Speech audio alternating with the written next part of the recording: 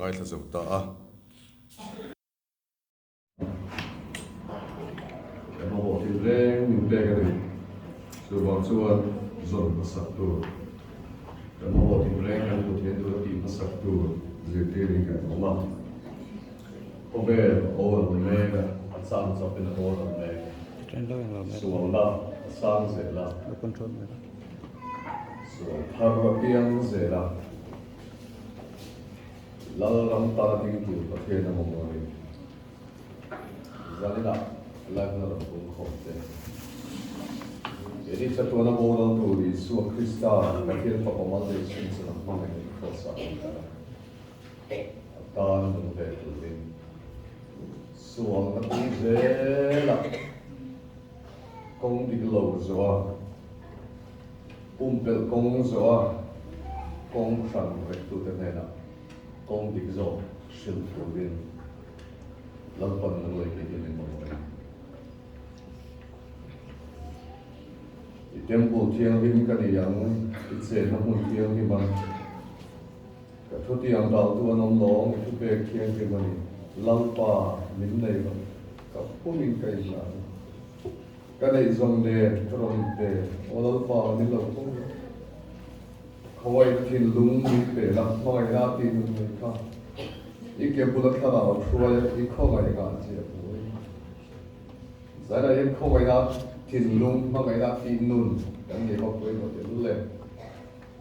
i suam ne na thara ho pui tu rin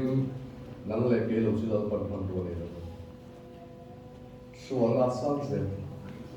thalai po zai ga ka so se Lalpatan in hun in nun pa tuwin kametsin tuwin ang hun luka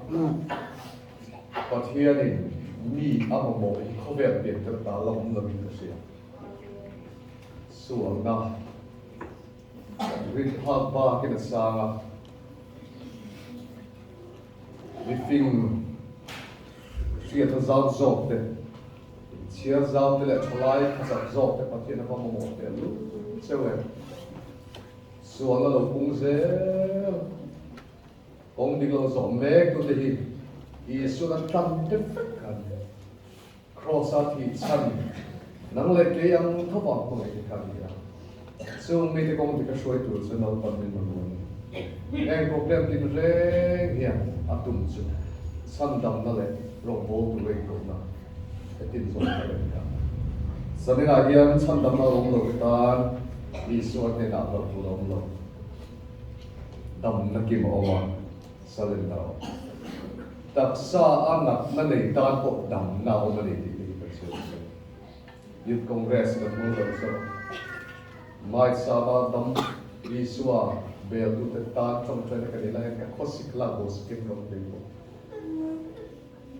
lalpa bel na hin dam mo te ko hi ong kan khurrit min chok sang khai du ong ha chok na chu I suwa ne la ge lo kan habu number za ti som li de pasal na thu chungin man ho lo in sai la ong ta kin local officer dem mai sama in tur local de chom trai hui le arrangement siam ke ngai lo turin som sewa